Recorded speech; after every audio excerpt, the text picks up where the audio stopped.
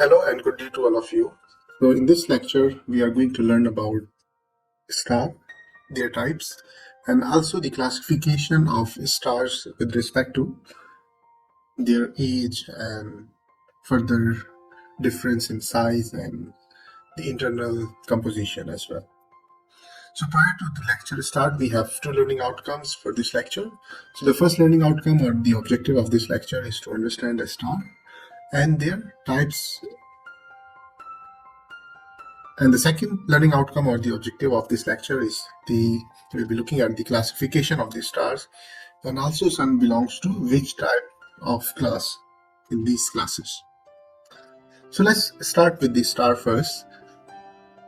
So let's look what is actually the star is about. So if you look at the definition of stars, so stars are actually the huge celestial bodies which are made of mostly hydrogen and helium that produce light and heat from the crunching nuclear frogs inside their cores. So the first principle is that the stars must have their own source of energy because of the internal features happening inside their cores or in their surface. So a star is also an astronomical object which comprising a luminous spheroid of plasma held together by its gravity. And the nearest star to the Earth is the Sun, which we receive the lights and the energy from the Sun. And there are many other stars are also visible with the naked eye at the night. So when you look at the sky in the night, there is millions or the billions of stars you can look at. But because of their immense distance, they are very far away from the Earth, that makes them appear as a fixed point of light in the sky. So the life cycle of the star span billions of years. As a general rule of thumb, that the more massive the star, the shorter is the lifespan. So how big is the star? The life of the star will be less than the smaller one. So now we'll be looking at the different types of stars. So the first type of star is a protostar. So you can look at the figures on the right side. So a protostar is what comes before a star has formed. So it's not the time the star has been formed. So it's prior to the star forming process. And it's at this time, it's a collection of gas that collapse from a huge molecular clouds. And this stage in stellar evolution lasts about 100,000 years. So during this period of time, just as a collection of gases collapse to form the protostar. So the increases of the gravity and pressure cause the protostar to collapse down. And this process leaves a pre-main sequence star, which later turns into main sequence star when the hydrogen fusion starts. So that is the first type of star or the early age of the stars, when the star was not formed, just the gases and the collection of these huge molecular clouds are inside this body. And the second type of star is T Tauri star. So the T Tauri or the main sequence star, pre-main sequence star, are what comes after the protostar. So once these remains with 100,000 years, then it's converted into the protostar. Pre-main sequence star. And before the main sequence star, so after this we have the third type, which is main sequence star. So this is pre-main sequence star. So these stars symbolize as a youth, and they are named after the young star in the T Tauri star. So at this point in the stellar evolution, the gravitational pressure that holds a star together is also a source of all its energy. And at this stage, the second stage of the star forming, they do not have sufficient pressure or a high enough temperature in their core to onset nuclear fusion. So at this stage, there will be no nuclear fusion. So however, they are about the same temperature as the main sequence star, which is after this, but only the difference is The brighter, these are actually brighter because of their large size, and a star will remain in the T-Tauri stage for approximately 100 million years before evolving to the next form, which is the main superstar. So now you can consider the time. So 100,000 year is here in this protostar. The second type of star is T-Tauri star, so it's 100 million years it remains in this stage. So now moving to the third type of star, which is the main sequence star. So most of the star in our sky, when you look at the night, and inside the universe are main sequence star, which is also called the dwarfs. So our beloved sun is the main sequence star, as well as it's the brightest star in the night sky. So the brightest star in the night sky is the Sirius. So these stars can vary in size, brightness, and mass. So you can see like the appearance of these stars look like this one. So why we can't see the difference in mass, the brightness? Because it is very far away from the Earth. So but they all have the same process happening in their core because they all belongs to the main sequence star. So that's why all the process happenings are the same inside their cores. So they are converting hydrogen to helium and creating vast amount of energy, dwarf stars. So the dwarf stars in a state of hydrostatic equilibrium, which means that the gravity is pulling the stars inward, while the pressure from the fusion reaction is pushing the star outward. So these forces balance each other so that the star remain a sphere. So the size of the star depends on their masses. Some stars can even become 100 times of the mass of the sun.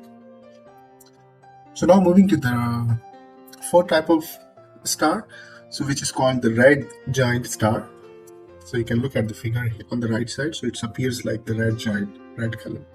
So the next stage is after the main sequence star is the red giant star. So when all the hydrogen in its core is used up and the fusion stop. So this means there is no longer an outward high pressure to contract the inward pressure pulling the star toward. Like similar happening was happening in main sequence star, but at the red giant star there is no this process happen. So the life of the stars continue when the shell of the hydrogen around the cores ignite the cause the star to massive increase in size. So the star then become the red giant and can be up to 100 times bigger than it was in its main sequence star. So means that at this stage, because of the inward and outward pressure, so it makes it sphere. But when the inward pressure is already released, so then it's start to expand. So that's why it appears to be larger than the previous stage, which is the main sequence star. Then the star become the red giant and can up to be 100 times bigger than it was in the main sequence star. So this stage of the stellar evolution only lasts for a few 100 million years, and its lifespan is so short because of the star only has so many layers of helium and consume before it run out and become a white dwarf. Then moving to the fifth type of stars. So fifth type or the fifth stage of the star. So a star then turn into the white dwarf when it consume all the layers of helium. So in the fourth type, they start to finish all the process or the layers of helium in its core, and then it's converted into the dwarf star. So and run out all the other elements to use as a fuel. So when the outward light pressures from the fusion reaction stops, then the star collapses inward from its own gravity. So however, even though the fusion reaction has stopped, the star still shines because of its immense heat. And it will take hundreds of billions of years for the white dwarf to cool down completely, meaning that we still don't know what will happen to the star after the stage is over. Then after that, the sixth type of stars comes in. So this is called the red dwarf star. So during this type of red dwarf star, so these belongs to the main sequence star group also, and the red dwarf are the most common star in universe, and the mass of these star is so low that they are much cooler than the star like our sun. So they can keep the hydrogen fuel mixing in their core, and therefore they can save their fuel for much longer. Because of this, astronomers estimate that the red dwarf will burn for up to the 10 trillion years. So one of the examples is shown here. So then the seventh type of the stars comes in, which is called neutron star. So these are actually the types, also with respect to the time and the process when they are forming from a star to end of the life of the star.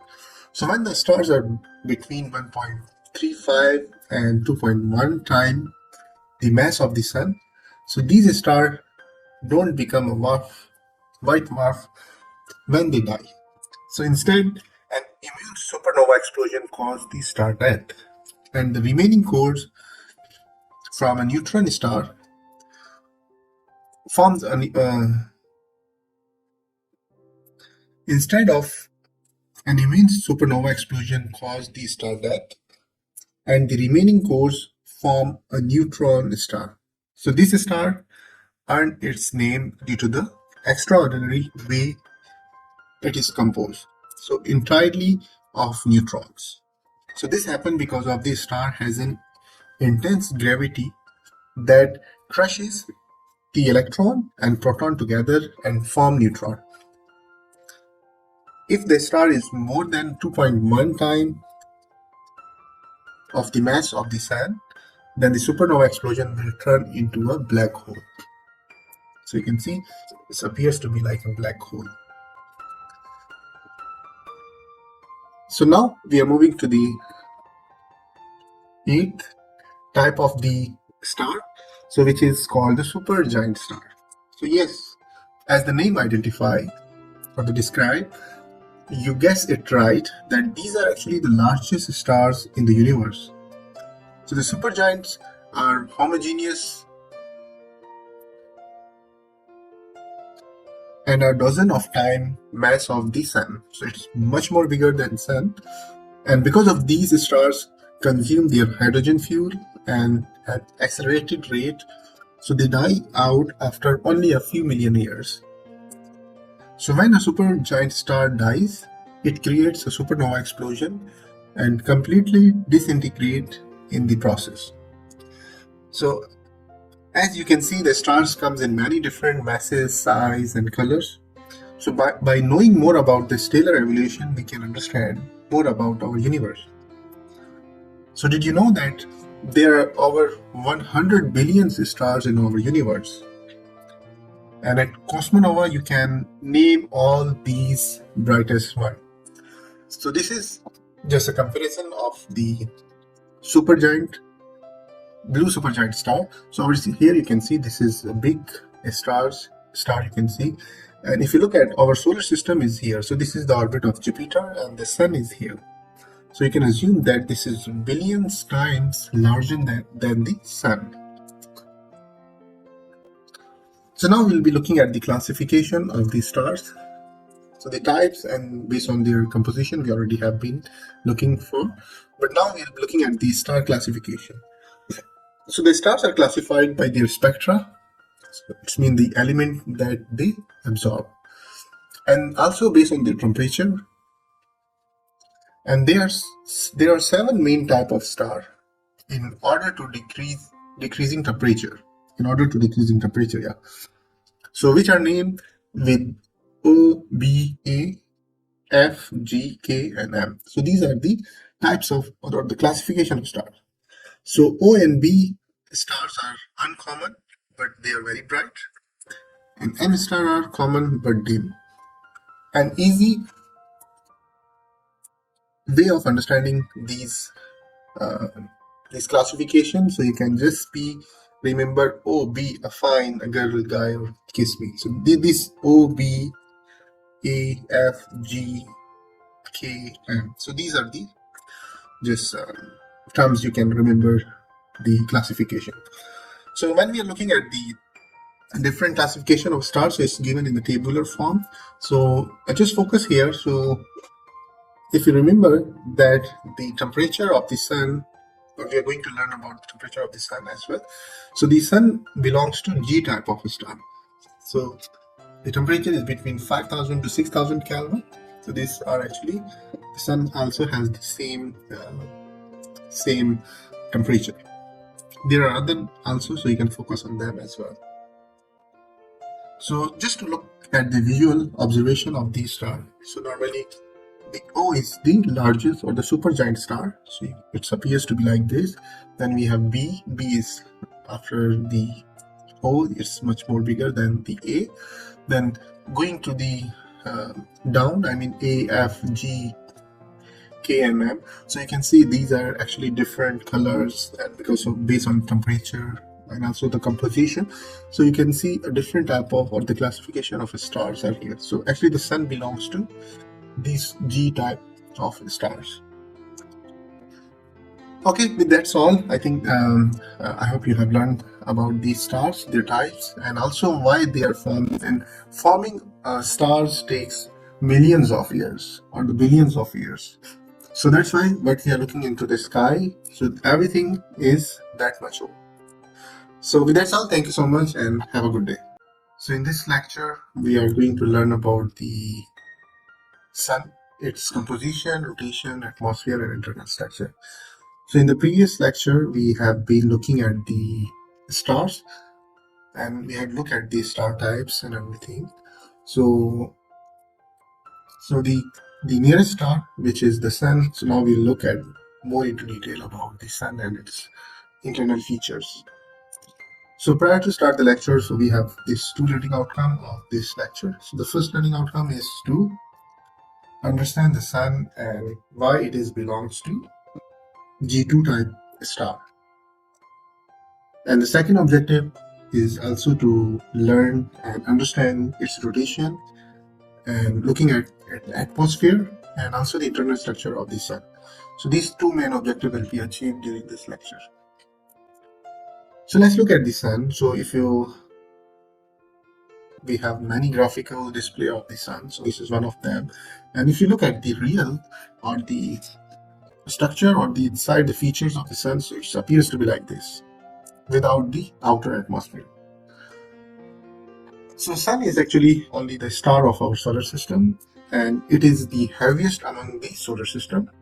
So all the planets like Jupiter, Saturn, Uranus, Neptune, every planet is smaller than this one. Even we combine all the masses of the planets, it's still not bigger than the sun. So it is a ball of hot burning gases and it is also the nearest star to the earth. And the light from the sun takes approximately 8 minutes to reach to the earth's surface. And also it is the source of energy for life on the earth. If there is no source of energy, then the temperature of the earth will be increasing a lot.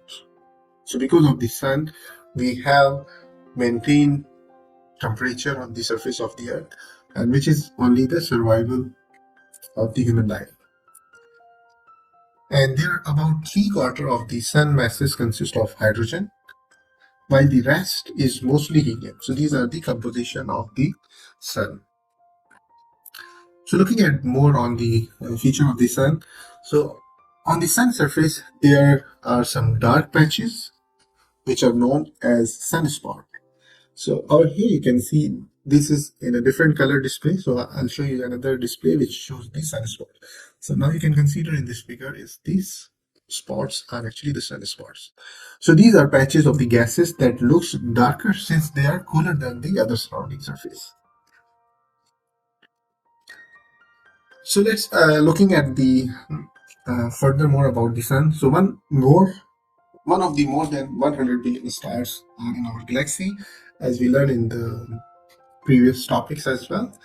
So the dimension or the diameter of the sun is 1.3 million kilometers, and the mass is 1.989 raised power 30 kilogram.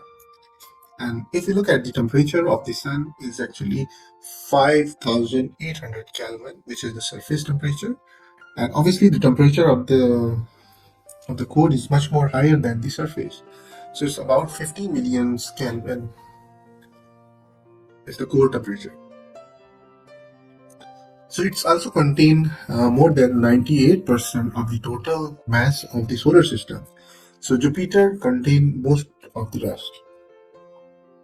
So if you look at the mass, so this is the 99.8% of the total solar system mass is contained by Sun.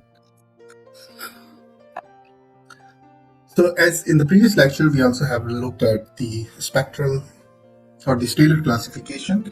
So actually there are some classification of the stars, so which are O, B, A, F, G, K, and M. So O stars are the hottest star and M are the coldest star. So it depends on based on the temperature. So O is the hottest, M is the coolest star, and OB, which is O and B, is the brighter.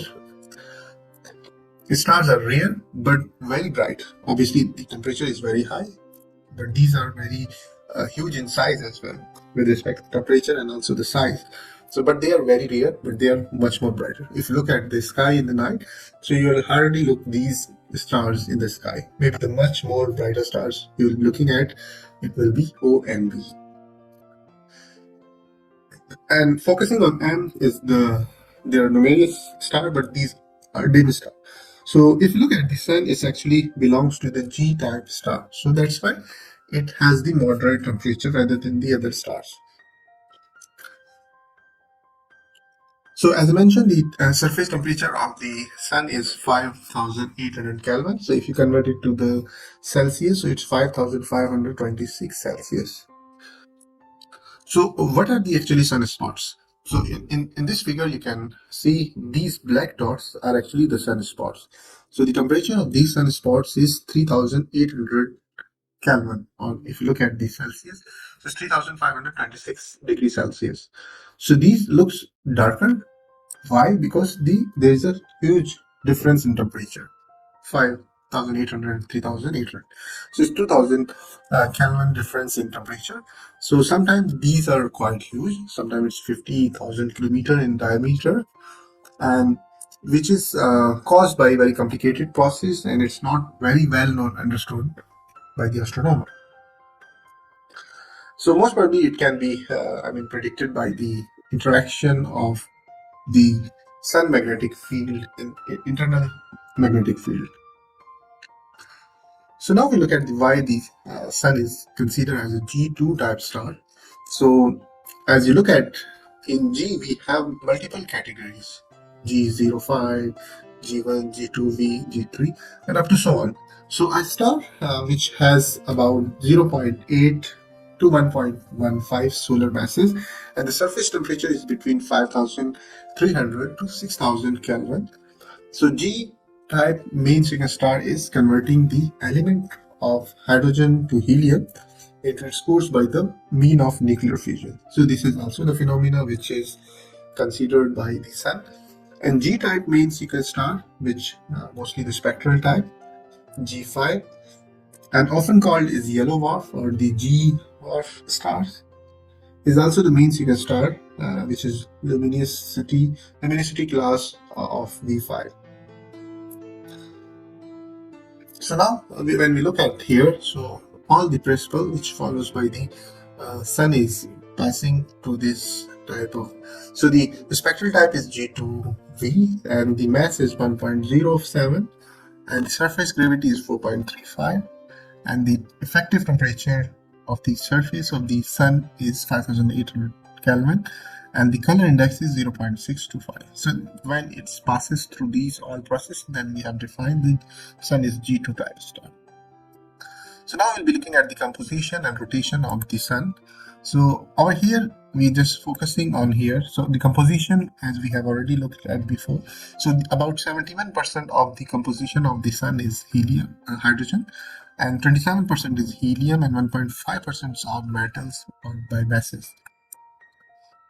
So this changes slowly as hydrogen convert into helium in its core, and the outer layer exhibit different rotation, or it's called the odd behavior, when the different part of the rotation of the object move in different angular velocity at a different latitude or the depth of the depth body of the sun. So here is an example or the figure which explain the rotation of the sun. So let's look at the equator first. So at equator, if you focus here, this equator actually takes about 25.4 days to get to this point again. So it means one rotation is 25.4 days, and the pools is at the pool the rotation is different, so it's 36 days over here. So in between it can be explained. So over here is 25 days, then 26, 28, 31, 36, up to 36. So the differential rotation extends considerably down into the interior of the sun, but the core of the sun rotates as a solid body. So the sun core is approximately 25% of its radius are extreme, and the temperature is 15.6 million Kelvin, as I mentioned in the previous slide, and the pressure is 2,250 billion Sat. And the center of the sun density is more than 150 times of the water. Now looking at the structure of the internal structure of the sun and also looking at the nuclear fusion. So initially, similarly like the earth, we also have the internal structure of the sun. So inside we have the core here. So core is the innermost part of the sun, which is 20 to 25% mass of the whole sun. And radius of the radius is 20 to 25%, and where the temperature and the pressure are sufficient for nuclear fusion to occur. And the hydrogen fuses into helium, which cannot itself be fused at this point in the sunlight. So the fusion process releases the energy, and the core gradually become enriched in helium. So first internal structure is the core, which is 20 to 25% of the radius. Then the second part is the radioactive zone, so which is this zone we have. So this zone has the convection cannot occur until much nearer to the surface of the sun. So therefore, between about 20 to 25% of the radius and the 70% of the radius, there is a radioactive zone in between this radius. So radioactive zone, and in which the energy transform occurs by means of radiation proton rather than the convection. Then we have the tachyline, which is over here. So this point is actually the tachyline.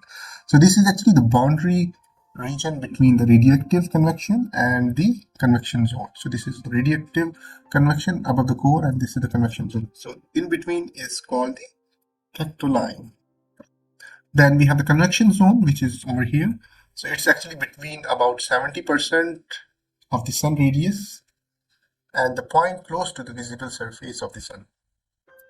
So up to from here, this is 70% up to the surface of the sun.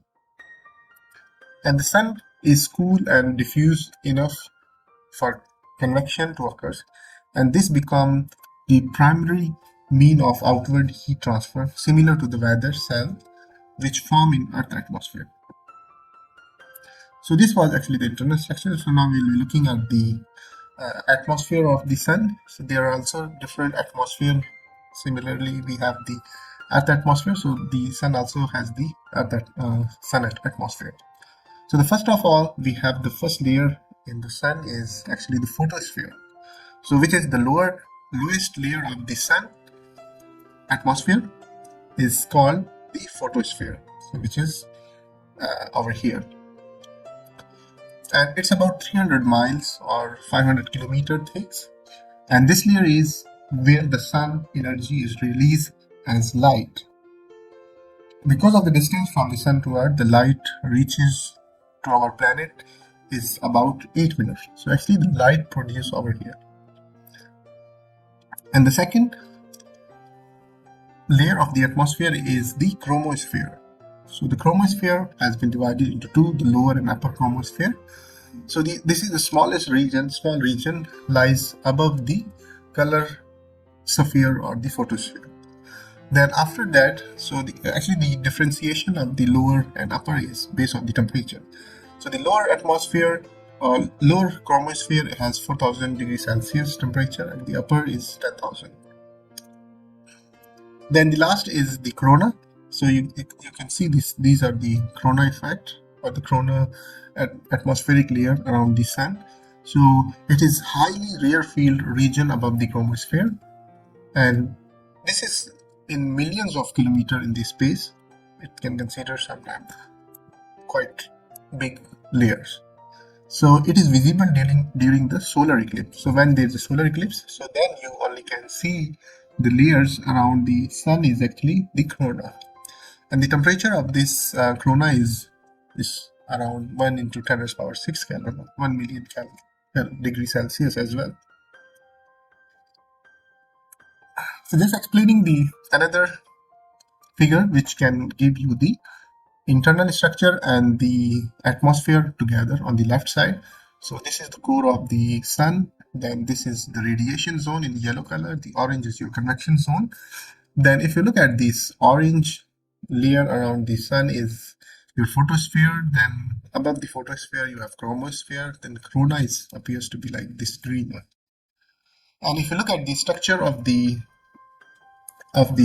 sun, I mean how many features we have and how you can view. So these are actually the different views. So at this view you can look at the sunspot, but at this view you can look at the chromosphere. But once you want to have this appearance of the sun, is the corona will be visible quite actively. So with that's all, I think thank you so much, and I hope you have understand about the sun, and hope to see you again. Hello and good day to all of you. So in this video lecture, we are going to learn about the Kepler's law of planetary motion. So we have looked at the planets and how they are revolving around the sun. So now we will be focusing what are the basic laws of revolving these planets through the Kepler's law. So before starting the lectures, so there are some learning outcome of this part of lecture, or the objective you can see. The first objective of this lecture is to understand the Kepler's law of planetary motions, how the planets are moving with a constant relationship between sun and the planets. And the second objective of this lecture will be to explain through the graphical example of the planets' movement and their relationship, how they move around the sun. So let's start with the Kepler's and its law. So first let's look at the Kepler's. Who was the Kepler? Actually, in astronomy, the Kepler's law of planetary motions was published by Johannes Kepler. It was published in 1609 and 1619, which was described the orbit of the planets around the sun. So here on the right side have the picture of the Kepler. And actually he published his first two laws about the planetary motion in 1609, and having found them by analyzing the astronomical observation of Tycho Brahe. And the third law, which was about the distance covered, and we are going to discuss, it was published in 1690. So what are those three laws? So just to give you an overview, so the first law of Kepler's was about the orbit of the planets is an ellipse with the sun at one of two foci. And the second law of the Kepler's about the planetary motion was a line segment joining a planet and the sun swept out the equal area during the equal interval time. So it states that every planet which is moving around the sun has the equal area. So I'm going to explain it when we are discussing in the detail. And the third law states that the square of the planet orbital period is proportional to the cube of the length of the semi-major axis of its orbit. Also, these laws known as the first law known as law of ellipses, and the second law is also known as law of equal area because we are talking about the equal area, so about the equal area distance. And the third law is called the law of harmonies. So let's look at the first law, so which was the orbit of every planet is an ellipse with the sun at focus. So on the right side figure you can see here, so actually the orbit of the planets are not circular shape but it's in ellipse shape. So it says there can be two focus of the one ellipse. So the one focus is here and the second one is here. And all the planets which is revolving around the sun are in ellipse shape. So at the time, this was a radical claim. The prevailing belief, particularly in the epicycle-based theory, was that the orbit should be based on a perfect cycle, because most of the things which we look if has the gravity, so it's the circular orbit of the moving object should be in circular. But although an ellipse is not the same as a circle, as I mentioned, because circle should have the one focus, but ellipse has two focus, which is shown here. The most of the planet actually follows the orbit with low eccentricity, which means they can roughly approximate it as a circle. And the Kepler's calculations prove or demonstrate the truth about the planetary motion. So this was about the first law of the planetary motion. So it revolved in ellipses with sun at a focus. So this is one focus and this is two. So sun is still stay here and all the planets revolve around this sun. So let's look at the second law, which makes more sense to understand the first law. So he stated that a line joining a planet, so let's say this is the planet orbit, a line joining a planet and the sun swap out the equal area during the equal interval of time. And the planet move faster when they are near to the sun. So let's say if the planet is here, then it will move slow. But when it's near to the sun, it will move fast. So the same area is swept out in a given time. So let's say if it takes 1 day to move from P3 to P4, and also it takes 1 day from P1 to P2. So the planet will move faster here and be slower at this position. And obviously if it goes here, it will be more slower. So when the area of this triangular or these points can be calculated, so this area 1 and area 2 is actually equal. So that was about the second law of Kepler's about the planetary motion. And as I mentioned, it also known as the law of equal area. So this is quite understanding. And obviously when our planet is on this position, it moves faster. So that time we have the short of the days. But if we goes here, then it's long of the day. So further explanation to this Kepler's second law versus Newton's predictions. So about a century later, 100 years later, Newton shows using his theory of gravitational. So that this is a direct consequence of conservation of angular momentum. So it can be shown that the angular momentum is proportional to the area swept out by the orbit of the planet. So as you know, the sun gravity accelerates when the planet is here in near. It accelerates the planet and come closer to the sun and decelerate when it is away or the way out from the sun. So however, since the Kepler's predict the Newtonian gravity, he arrived at his conclusion empirically. So which empirically we are not going to explain here, but just theoretically I am going to explain in this part of the lecture. So now moving to the third law, so which is actually quite interesting law, which was proposed in 1690. Sorry, it states that the square of the orbital period, which is the p square, of a planet is directly proportional to the third power of the semi-major axis.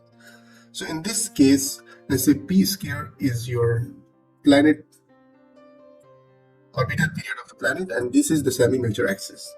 So it also implies that the period of a planet to orbit of the sun increases rapidly with the radius of its orbit. Obviously, when the planets move, let's say if the planet which we are considering is away from the sun, the radius of the planet will be increasing. So it compares the orbital period and the radius of the orbit of the planet to those of the other planets. So unlike the Kepler's first law and second law, which was describe the motion characteristics of a single planet, the third law makes a comparison between the motion characteristics of the different planets. So symbolically, we can represent p square is directly proportional, which is the period of the orbital period of the planet is directly proportional to the aq, which is the third power of the semi-major axis. So over here, p is the orbital period of the planet, or we can say as a t, which I'm going to explain in the next slide. R is or the semi-major axis of the orbit. So the proportionality constant is the same for any planet which is around the sun. So you just have to put the planet, let's say if we have the earth over here, let's say if we put the p square earth divided by a cube of the earth, so which is the orbital period and the semi-major axis. So this is one of the graphical example in which actually we are showing. So let's say this is your Mercury planet and this is the earth, probably the Mercury, Venus, Earth is here. So must be Venus in between here. So let's say if we are calculating the ratio of the planetary motions, then we can say the R1 for the Mercury and R2 is for the Earth. And similarly, how much time it takes to revolve around the sun is the time period. So also the time for revolving around the sun for Earth is a different. So that's the way we have to calculate for each planet. So if you can move to the Mars, Jupiter, Saturn, Uranus, Neptune, so these all can be done here using this relationship. So now this is a table which have been calculated already, so which observe that the t square over r cube ratio is the same for Earth as it is for the Mars, because Mars and Earth is quite closer.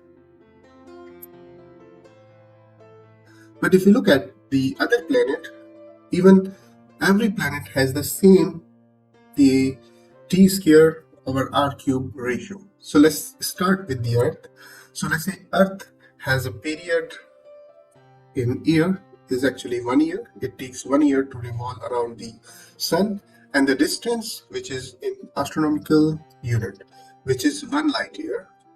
So this is also 1. So when we divide these two and put in this relationship or t square or r cube, so the answer will be 1. So it's the ratio is equal to 1. But if we move closer to the sun, even it takes like 0.24 years to revolve one orbit, and the distance is 0.39 from the sun. So still the ratio appears to be the same.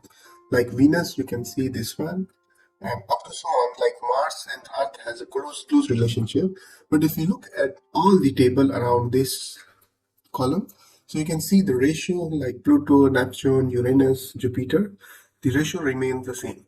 So that's proof that the third law can be implemented, or it has been proven to the all planets. So that's all. I hope you have understand the 3 Kepler's law as a summary, or the introduction of these Kepler's law. Okay, thank you so much and have a good day. Hello and good day to all of you. So in this video lecture, we are going to cover about the solar wind and its effect on the Earth. So before starting the lecture, so we have 2 learning outcomes of this lecture. So the first learning outcome is to learn and understand about the solar wind and what are the source of the solar wind. And the second learning outcome we'll cover to understand what are the causes and effect of the solar wind on our beloved Earth. So before we go into the details, so we have to understand what is a solar wind. So solar wind actually is a wind which blow from the sun toward the solar system. So when we are talking about the Earth, so the solar wind which is coming from the sun, it's come into the orbit of the Earth and affect the magnetic field of the Earth. So what are the source of the solar wind? So actually the solar wind produced because of the magnetic field of the sun. As we know that the solar wind is produced by the magnetic field of the sun. So let's understand the magnetic field of the sun first. As we know that similar to the our planet Earth have the magnetic field, sun also behave a large or the huge bar magnet with its north and the south pole. So we have the north pole here, or I think it's here, and on the other side it's south pole.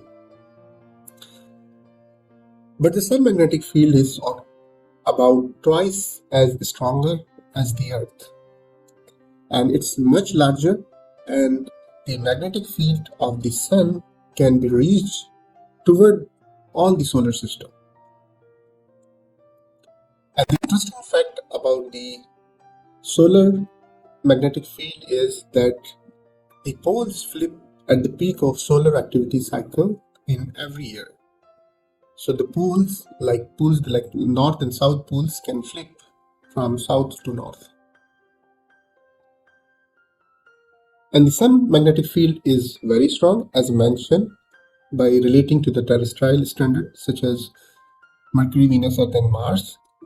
But it is very complicated as well because it keeps changing and there are some activities happening. So we are going to understand that activities, when it is happening, and what are the least solar activities cycle in last centuries or throughout the sun has came into being. So its magnetosphere, which is obviously where the magnetic fields reaches. So the magnetosphere is actually extend well beyond to the Pluto. So it's actually the magnetic field or the magnetosphere is throughout the solar system. So in addition to the heat and light, the sun also emits a low density stream of charged particles. So mostly these particles are electrons and protons, which known as a solar wind. So actually when the solar winds blow, they contain the electrons and protons, and which propagate throughout the solar system. That it can affect any planet in the solar system. And if you look at the speed of this solar wind is actually 450 kilometer per second. So there are many analyses have been done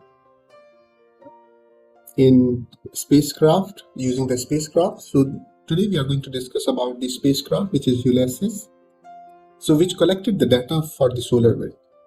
So the primary mission of this space Ulysses was to orbit the sun and study its all latitudes. So we have a different latitude of the sun. So we have to study all this sun latitude. And if you more want to know about the latitude and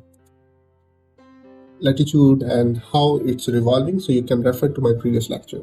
So this spacecraft mission was actually from 1990 to 2009, and the purpose of this space Ulysses was to understand more about the solar winds and its atmosphere. So from this data, the solar wind is a stream of charged particles released from the upper atmosphere of the sun, which is called corona. And recent data from the space Ulysses shows that during the minimum of solar cycle of the solar wind emitting from the polar regions flow nearly double the rates, which I mentioned 450 kilometer. It's almost double the rate, which is 750 kilometer per second. than the lower latitude. So the upper latitude has the lower rate, but the higher latitude has the higher rate of the wind speed.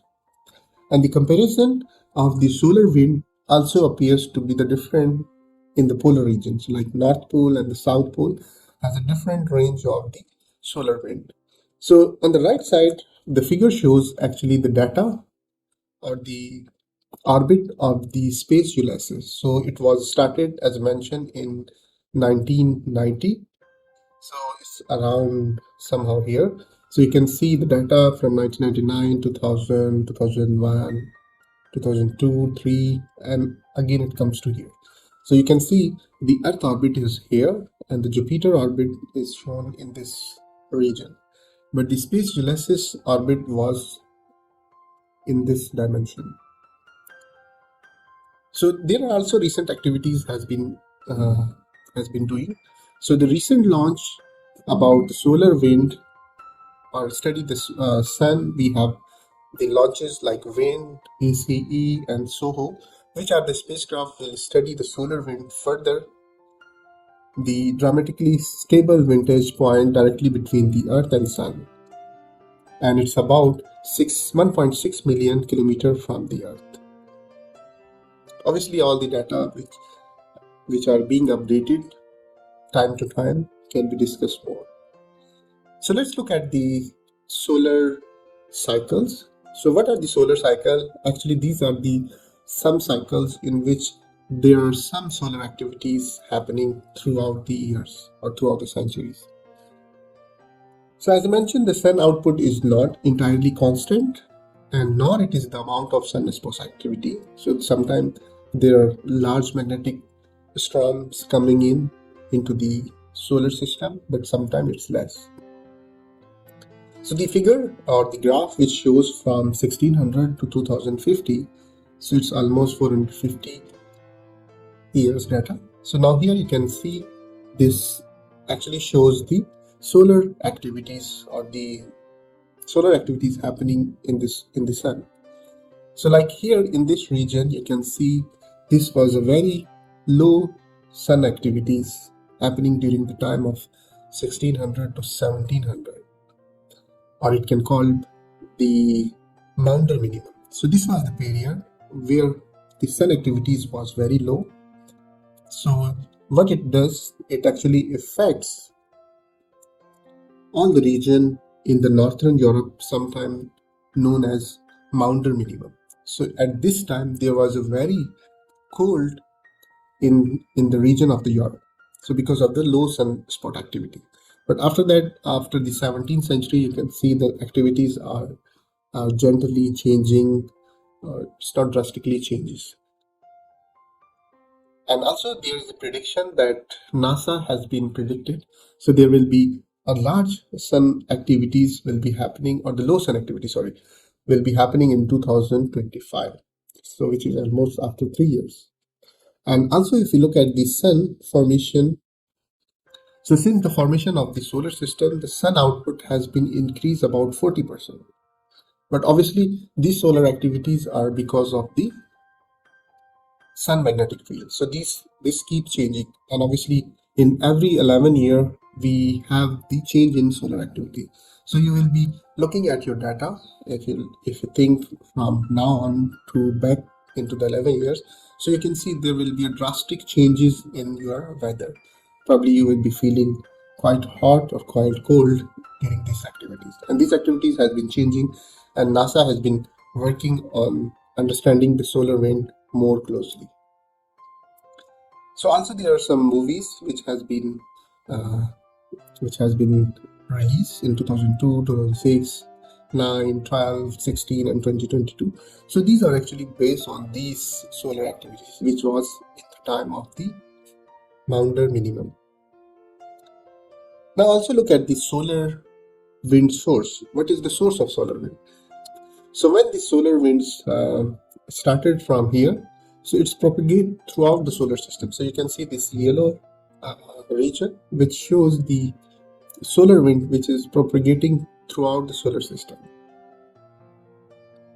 So now we look at the effect of solar wind on the Earth. As we know that Earth also has the magnetic field, which is throughout the Earth. But obviously, this can be affected with the high intense magnetic field of the Sun, because as I mentioned, the magnetic field of the Sun is double than the Earth magnetic field. So during the time when there is a large solar activity is happening, then it can produce a high magnetic storms, which comes into the region of the Earth, and it can affect on the electrical equipment on the Earth. So these solar winds or the solar magnetic fields can cause the massive space weather storm that disturb the satellite in the space and sometimes our communication system and also the power grids on the our Earth. So with that's all, I think you have learned and understand about the solar wind and what are the effects of the solar wind on the Earth. With that's all, thank you so much and have a good day. Hello, good day to all of you. So in this video lecture, we are going to learn about the sunspots and how many types of sunspots we have and what is the source of sunspots. And finally, we will look at the effects of the sunspots on the Earth. So before going to the lectures, we have some learning outcome. So the first learning outcome or the objective is to learn and understand the sunspot and the cause of higher sunspots activity at the sun. And the second learning outcome is we will know what are the effects of the sunspots on the Earth. So let's start with the understanding what is a sunspot.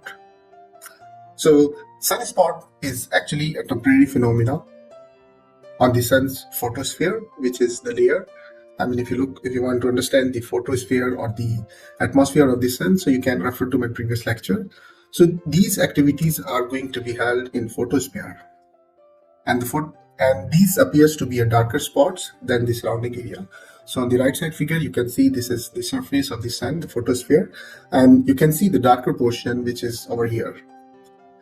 So what are these darker portion is actually the area of the reduced surface temperature caused by the magnetic flux concentration. So that inhibit convections. So you can see the convections produced from here and it goes up to here. And these sunspots normally appears in a pair in the opposite magnetic polarity. So there's another figure which shows the sunspots. So you can see this is one of the sunspots. Actually, there are multiple sunspots in this region. Over here, this part and this part.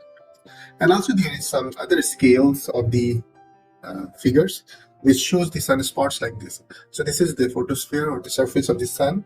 Then these are the sunspots which looks like this one. And if you want to understand the size of the sunspots, so these are not very minor. So most of the time they are quite bigger. So you can see there are some sunspots which are actually larger than the whole size of the Earth. So this is approximately size of the Earth, and you can see a sunspot which is quite bigger than the Earth. So there are also some types, or maybe you can say the classifications of the sunspot based on their magnetic field. So the sunspots comes in all size and shapes, as I mentioned. So some group of the sunspot have more complex magnetic structure than the sunspots group and are more likely to produce the solar flares. So there are different classification. So the first classification of the sunspot is called the alpha, which belongs to a unipolar sunspot group. Then after that, we have the second group, which is called beta. And this sunspot group that has positive and a negative polarity or a bipolar with a simple division between the polarities.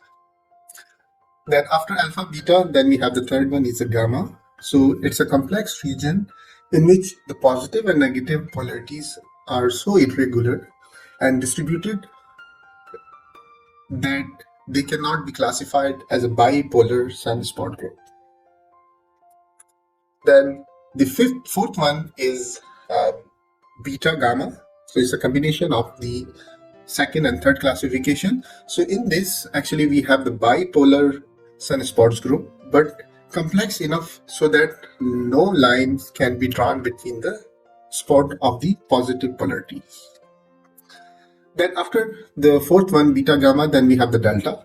So this is the group or the classification which is amberi of the opposite polarity in a single penumbra. And the sixth type of the sunspot is beta delta. So this actually the sunspot group with a general beta magnetic configuration, but contain one or more delta sunspots. So I mean it's a combination of beta and delta. Then the seventh one, which is the second last classification of the sunspot, is a beta, gamma, and delta. So these are combination of these three, and these sunspot groups with a beta, gamma magnetic configuration, but contain one or more delta sunspots. Then finally, we have the eighth classification of the sunspots, which is gamma and delta. So the sunspots group with the gamma magnetic configuration but contain one or more delta sunspots. So these are the classifications of the sunspots. Now you will be thinking that how we can look at the sunspot and what are the temperature of these sunspots. So there is some studies or the saying that the sunspots can be visible from the Earth without the aid of telescopes, but normally it's happened when we have the solar eclipse, during the solar eclipse. And if you look at the temperature of the sun, so it is actually 5,800 Kelvin. But when there is a sunspots like this black spot, so the temperature of these sunspots is 4,000 to 4,500 Kelvin. And if a sunspots were isolated from the surrounding photosphere, I mean from this part of the photosphere, it would be brighter than an electric arc. So now we'll be looking at the number of sunspots activities yearly. I'm showing you the data from 1760 to 2020. So right here on the y-axis, we have the monthly sunspots numbers. And on the x-axis, we have the times, which is in years. So it's a start from 1760 to 2022. So you will be observing that you can see after a certain time, there is a peak of sunspots activity, then it goes down. Then suddenly it goes up, down, up and down. So if we calculate the years, how many years it takes to go up and down. So it's almost 10 to 11 years, like 1780, then some 1760, 1770, 1780. So it's almost 10 to 11 years. So as I mentioned in my previous lecture that the sunspots activity or the sun magnetic fields is actually flipped in 11 years, roughly 11 years of the time of the Earth. So now we can say that this is proven that every 10 years we have the sunspots activities higher and then it fall down. So let's look at the data which is quite close. Let's say it's in decades. So from 2010 to 2022 recent data. So in this data you can see from 2010 to 2020. So you see in between 2010 and 2020 we had the higher sunspots activity which was in 2014 or around 2014 or 15 like this. We have the higher sunspots activity. So during that time, you will be looking at there is some effects which has been observed on the surface of the Earth. I'm going to discuss that in later on. So now, right now we are here in 2022, which is today is July. So you can see that the sunspots activities are gradually increasing, and the maximum sunspots activity which will be recorded, it will be around 2025. So now we look at the daily sunspots activity, which is from the very recent data, which is from last month to today. So you can see there are a lot of sunspots activity, which is starting from 27 May. So you can see these activities was below 40, then suddenly it goes up to 70. Then if you look at the middle or the start of the month, so you can see number of activities are increasing and decreasing. So it's not the constant, but they have a certain range based on the whole year data. So if you look at the activity, which is, I mean, the today, so today or the yesterday activities was quite high. It was about 80 sun sports activity per day. So from this slide, you can observe that every day there are number of sun sports activities are being held on the surface of the photosphere of the sun. So this is a graph which is taken from some solar cycle. So over here, they have forecast the sunspots activity, which will be gradually increasing. So I have shown you the data from 2010, but now we'll be looking from the recent data up to the 2 year after that. So now here you can observe that the sunspots was quite low in 2020. Then in 2021, it's gradually increasing. Then 2022, which is now, so we can see a number of activities goes up to 160. So the green line actually shows the daily activities or monthly activities. Actually, the summary of the monthly activities which has been increasing. So if you look at the next year, which is 2023, so you can see these still remain the higher solar sunspots activity. So if you look at the 2024, so the prediction is that, or the forecasting is that the sunspots activity is going to be higher and higher. So as up to the 2025, there will be a lot of sunspots activity. So why we are studying these sunspots activities? Because these actually effects on certain equipments and certain life parameters which we are going to use in our daily life.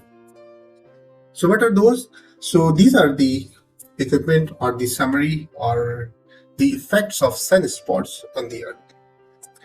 So as I mentioned that when we have the more solar flare, then there will be a more sunspots activity. So which mean the increasing of the geomagnetic storm activity for the earth. So this is shown in this figure. It's not the real scale, but you can see this is the sun and this is our earth. So when there are some sunspots activities, then what are the things will be affected by that? So as a result of sunspots activity, the earth will experience an increase in the northern and southern lights, as well as the portion of disruption in the radio transmission and power grid. So these are some examples. So you can see the sometime it can damage to the spacecraft electronics and also the solar flare protons which comes into this. And actually these transmission we use for the air travel. So the radiation effect on the avionics systems. So as I mentioned that the sunspots have a lower temperature than the rest of the sun, but still the many scientists believe that when there are a lot of sunspots, the sun actually gets hotter. So it means the temperature will increase. Similarly, if there were more sunspots, the earth might get hotter and there might be less rain and would be result in more drop on the earth. So it means from if we have the more sunspots activity, so it will become more hotter the sun. So because of the hotness of the sun, so the effect will be here. So then there will be less rainy. But as regard the today, if we look at 2020 or 2022, so we have less sunspots activity. So because of that, the temperature is gradually decreasing on the surface of the earth. So that is also one of the reasons. That's why we have the global climate change. So it's happened most of the time in every year. So if you remember in your life, like 2013, 14, 15, so this time was quite hot in the region where you are living. So as a summary of this lecture, so we have looked at the sunspots, how to observe, and what are the size and temperature of the sunspots. And we have also looked at the daily sunspots number. And obviously we have looked at the forecasting of the future sunspots activities and also the effects. What are the effects of these sunspots on the human equipments? Okay, that's all. Thank you so much. I hope you have learned the sunspots and how they affect on our daily life. Thank you so much and have a good day. Hello and good day to all of you. So in this video lecture, we are going to learn about the sunspots events which has been happened in last centuries, and also we look at how we can observe the sunspots and their application. So before starting the lectures, we have some learning objective for this piece of lecture. So the first learning outcome of this lecture is to learn and understand the sunspots and their observation and also application. And also we will get to know about the events of the higher sunspot and also the terms which use for sunspots in the sun. So before starting the sunspots, so we need to get to understand what are the sunspots and when they are higher and they are lower. So these sunspots are actually related to the solar cycle. So as mentioned in the previous lecture as well. So every year or so, the sun magnetic field completely flip. So the north and south pole flip together in every 11 year. So this is the time when they are going to flip. So let's say in 2010, so this was the North Pole. Then once it's flipping in the 11 years, so 2020 it will be coming toward the another North and South Pole. So during the time when they are flipping at this stage, is a higher sunspot activities happening. So that is the reason to let you know what's the relation of solar cycle and also the sunspot activity. So there is two terms which use for solar maximum and solar minimum. So the sunspot activity cycles about every 11 years, and the point of higher sunspot activities during this cycle is known as solar maximum. So at this time on the right side, so you can see the higher sunspot activity. So you can observe a lot of number of sunspots on the surface of the sun. But when there is a less sunspot activities, then obviously you will not be able to see a number of sunspots on the surface of the sun. So at the start of the cycles, I mean, as I mentioned in the previous figure, let's say in 2010, it was started. So the sunspot tends to appear the higher latitude and then moves toward the equator. So this higher latitude is from here on the top and moves toward the equator. And the cycle approaches the maximum is called the sporer law. So it can be explained by the sporer law. So we are not going into details of this law, but just to observe that when the sunspots are maximum and minimums during the cycle. So there was a time, it was actually in 17th century. So during that time, there was a very less amount of sunspot activity on the surface of the sun. So that was the cause of the time in 17th century. It was very cold in the northern region of the world. So you can see this figure actually explain how the temperature and the temperature was affected, or the temperature dropped down a lot at the North Pole in the Europe and all these areas. Now we look at the events of the sunspots. So the first event which I'm going to discuss is about the Carrington event. So this was happened in 1st to 2nd September in 1859 during the solar cycle 10. So that was the time there was most intense geomagnetic storm in the recorded history. And you can see this figure. So this actually explains the geomagnetic storm which is hitting to the surface of the earth. And it created a strong auroral display that were reported globally and caused sparking and even the fire in multiple telegraphic stations. And not only this one, but it also has interrupted electrical telegraph services and caused visible aurora boreals as far south as Havana, Hawaii. And also in the room with a similar activity in the southern hemisphere as well. And the second event which was happened in recently, which was in 2003, November 2003 at 7 or 1929 UTC time. And you can see from this figure, so actually this is the most powerful flare which was observed by the satellite instrument which was during that time in 2003. So this was actually disrupt the transmission between the satellite and the communication centers for 11 minutes. So there was no communication between the satellites and this communication center. So that was the important event which was recently observed because of the sunspots activities. So now we look at the some terms of the sunspots, how we can explain the sunspots.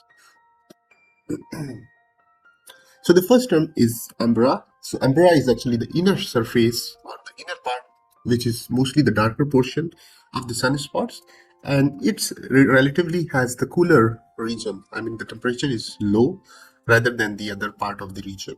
So normally the temperature of this umbra is 3700 Kelvin. And the second term is penumbra. So in penumbra, it's the outer surface or the outer portion of the sunspots, which is relatively a lighter to darker region, which is shown like this one. And the third term, which is called the pores, and pores are actually the small sunspots. So you can see over here, these are actually the small sunspot and does not have penumbra. So it's actually only contain the umbra like this one. So these are actually in 2500 kilometer across and lighter than the sunspots umbra. So these are the three terms which normally can explain a sunspot. So now we look at the observation of the sunspot. So sunspots are observed with the land-based solar telescope as well as one on the Earth orbiting satellite. So these are two things which we can observe. And normally these telescopes use the filtration and the projection techniques from here. And additionally, they have a lot of filters and cameras of the various type inside this telescopes. And obviously there is some specialized tools such as spectroscope and spectrohelioscope are used to examine the sunspots in the area of the sunspots. So obviously we cannot look directly. So you can see here, this is one of the picture. So from here, they actually looking at this solar eclipse. So this part is toward the sun, and over here you can see this solar eclipse can be observed on the sheet of the paper. So as mentioned, you cannot look at directly to the sun. So if you're looking at directly at the sun with the naked eye, which probably damage your vision. So for that purpose, obviously there is a lot of designs of the telescopes, so which uses the projected image or the directly through the appropriate protective filters, which is installed inside this telescope. And the small section of every dark filter glass, such as number 14, welded glass, are sometimes implied in latter capacity. So you can see this is actually the telescopes. So this is the vision. From here you can look at the sun, and this is toward the sun. And this is a big picture of this one, and with the example of the person, he's looking at the sun. So this is toward the sun, and he's not actually looking directly to the sun. So there is a lot of filters which comes and bring the image of the sun to this place, and that can be observed by the human eyes. So this is a close picture of the sunspot, which is used the ultraviolet lights, and it was taken from the spacecraft trace. So you can see a lot of things are happening here. So you can observe this is a region where a lot of magnetic storms and activities, hot and cool activities are being happens at this place. So now we look at the application of the sunspots. So what are the application of the sunspots?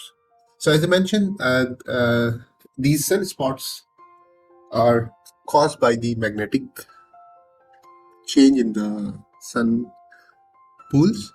So due to their link to other kind of solar activity, sunspots can be used to predict the space weather. Obviously, then when there is a magnetic storm and there is a lot of sunspot activity, high magnetic storm, then obviously we can look at the space weather. So these space weather can be used to predict the condition of the shortwave radio wave propagations and also the satellite communication.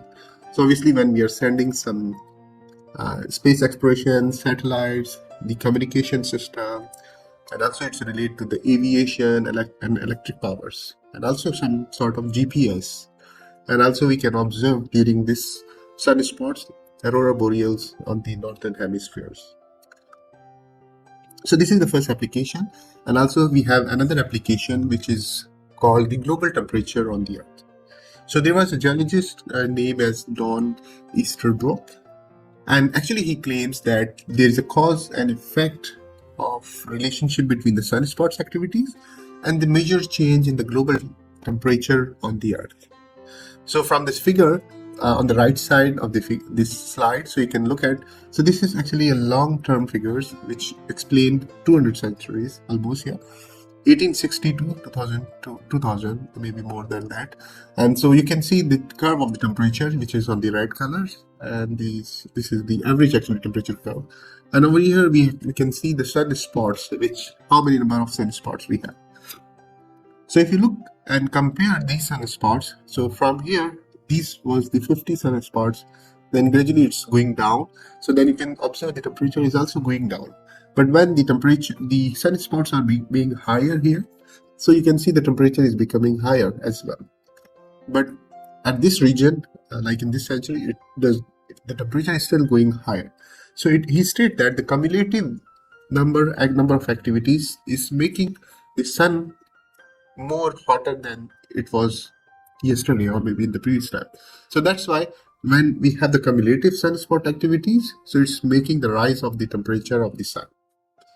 And also obviously when the temperature is rising on the sun, then obviously it will be affecting the temperature of the earth. So that's the case he presented, and it actually turns to the global warming and the sunspot activities. It's relating these two together.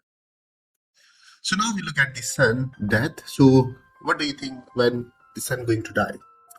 So obviously when the sun was formed, which was about 4.6 billion years ago, and it was actually 30% dimmer than it is today or at present. So at the time of the next 4.8 billion years, the sun will be about 67% brighter than it is today. So when it's going to die, obviously when it's becoming more brighter, I mean, obviously when there is a lot of activities on the sun and magnetic storms probably, so that makes the death of the sun. So you can comment on the section that when do you think the sun is going to die. Okay, that's all. Thank you so much, and I hope you have learned something about the sunspots and what is the application of the sunspot for our human life.